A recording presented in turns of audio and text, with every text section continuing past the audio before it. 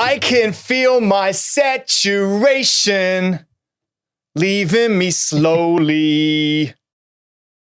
What a beautiful and optimistic way to start a brand new album for 21 Pilots, a wonderfully transparent, creative duo featuring, of course, Tyler Joseph, one of my favorite people to talk to on the planet when it comes to music, art, craft, and all that goes into it. What's up, man? Good to see you.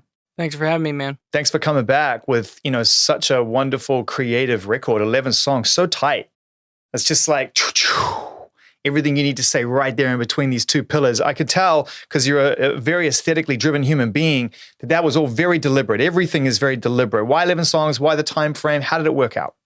I would say for this record, usually when you're writing records, you have an idea of which song you're writing. Like, this is a number 3 song, or this is towards the back end, like to bring it home, or this is the last song.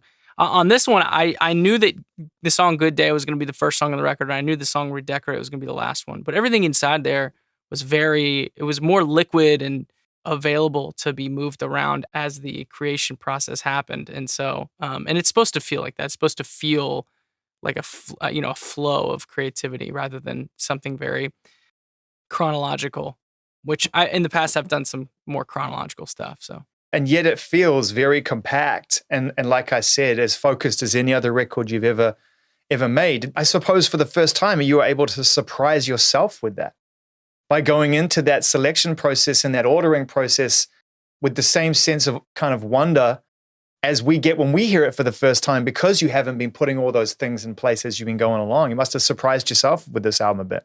On the last record, on Trench, I got caught up in the idea of trying to reinvent a wheel when it comes to song structure and different approaches in the songwriting style and the lyrics and how abstract I could get. And I enjoyed stretching myself in that way. On this record, I really wanted to bring it back to the craft of songwriting, to stay within the parameters. I view it as a picture frame. What can I put into that picture frame? What kind of painting can I do? It's a short record. It's like a little over 30 some minutes long, and to put a year of your life into something and then you have 30 minutes to show for it is a pretty humbling experience. Quality, not quantity, Tyler, you know that. How did you know this was going to be the first song then? What made it so? It was so different than every other first song that I've ever done. I've kind of developed this formula for how live shows should feel. And I think that because the live experience is so tied to the creation process of the record, I've always naturally written a first song that felt like would also be the first song for a live experience. And, it's got the low rumble, it's got the, the ominous, we're about to take over your life type of thing. And this was a completely different first. This is like I wanted it to feel like I was turning lights on. I walked into a warehouse and it was everything, it was kicking on section by section. And that's what this song felt like. And then all of a sudden to go into this piano riff, it just was reminiscent of how maybe some older concerts would have started rather than what we do today with the big scrim that falls down and the low rumble and the big boom. Like it's a little more walk out on stage, turn the lights on and smile was kind of the vibe for this first song. And so is that the saturation that you refer to some degree in the opening line, which is always a very important moment on any album? The idea of oversaturating yourself with your own creativity or your own, like you say, parameters or desire to reinvent the wheel? Well, I knew that this record was going to be very colorful. And so the idea of saturation was one that I was going to compensate for in the branding. I was going to make it very colorful. We're going to have just a flow of different colors coming in, and the branding was going to be very bright and exciting. And then lyrically, talking about desaturation, this song is about getting to a place where if I were to lose everything, if I lost my wife and my kid, how would I, in the first week, react to that?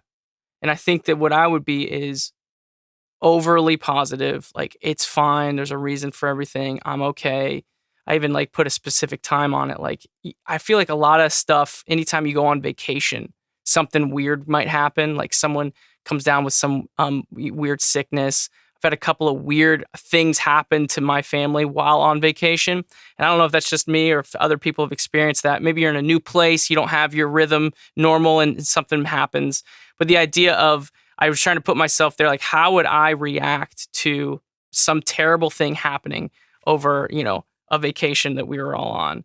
And it was a really dark place to go. And the fact that this song that's what it's talking about, is trying to wrestle with, in the lyric, the chorus is talking about how, would you say you depend on the weather? Because my sunshine is a buzz and a light. I'll be singing out. I know it's hard to believe me, but it's a good day. But, I really do feel like the vice of drinking and smoking, like, I would just be like, no lid, let's go all in.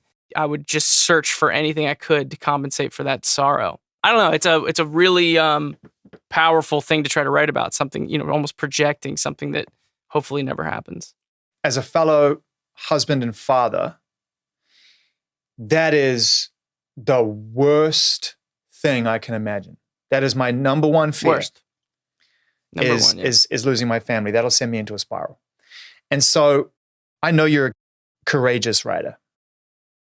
It's one of the things I love about your music, is that you go there. But that is like a whole other level for you to go and approach that, and then to dress it up in these colorful clothes. I feel like this song, Good Day, not only is it a great song to start a record, but it's also, I would imagine that there is a spectrum of grief. People talk about the stages of grief. And I would imagine that one of those stages would feel a little bit like this song, where you're just convincing yourself. You're talking to someone purely in denial. Absolute denial. Yeah. I wanted to try to put a timestamp on what that period of grief might feel like. You've spent the last year plus, like the rest of us, in your situation, and everyone's micro is whatever the situation they found themselves in on day one of quarantine. That's kind of it. And depending on where you are on the spectrum of wealth and health and all those things that suddenly come into focus will depend on how much you can change your and alter your scenario, right? Be spontaneous, be malleable in an otherwise very unmalleable scenario. You found yourself at home. A father and a father-to-be and a husband, and all of that stuff going on at the same time that you were starting to collect your creative thoughts. What was that process like for you, looking back on it now that we can? It was crazy. I have this argument with my father about, he says the best workers are dads. There's something about when you become a dad, you become a harder worker, you become a better worker. The best the hunter-gatherer mentality is what they refer to it as, right? I guess. And actually, I've always argued with him, like, well, you can't argue, Dad, that when you become a dad, you have less time to work on that thing that you're working on. So you think that you become a better worker. And this, of course, this is like pre me being a father. I would always argue, inevitably, Dad, when you have a kid, time gets taken away from what you're able to pour into your craft. There's no way that you're a better worker from becoming a father. And so I kind of stood, not that I didn't want to be a dad, but for him to be so blatant and so steadfast in believing that when you become a dad, when you become a parent, you become a better worker. I just didn't understand how you could balance the time it takes to be a parent, and it's going to be extracted from the time that you would pour into that craft. Then something hit me during this making of the record, how to justify the philosophy that you become a better worker when you become a dad. I realized that if I were to go into a parallel universe and we were to split off, and the musician, artist, songwriter Tyler would continue down this path where he wasn't a family guy and he just kept on, creating every single day. And then, or the path that I'm on right now, which is I'm splitting my time between what it is I do for a living, working on songs, but also being, a part of a family. I realized that what would happen is, yes, right in the front end of that timeline on the, single guy, he would probably chug away and get a lot done. But I know that inevitably I would burn out. I would hit a wall where I just don't, what's the point? If I'm not able to answer the question, what is the point of me working on these songs? What is the point of me creating? And I don't have anything to point back to that is the point. I would burn out. I know. And so this other parallel, the universe I'm living right now, where I may not be able to chug and grind as hard as I want because I have to split my time up. I believe that there's actually a longevity to that career because I'm able to stop. And anytime I'm slightly burnt out, I turn around and I know why I'm doing what I'm doing.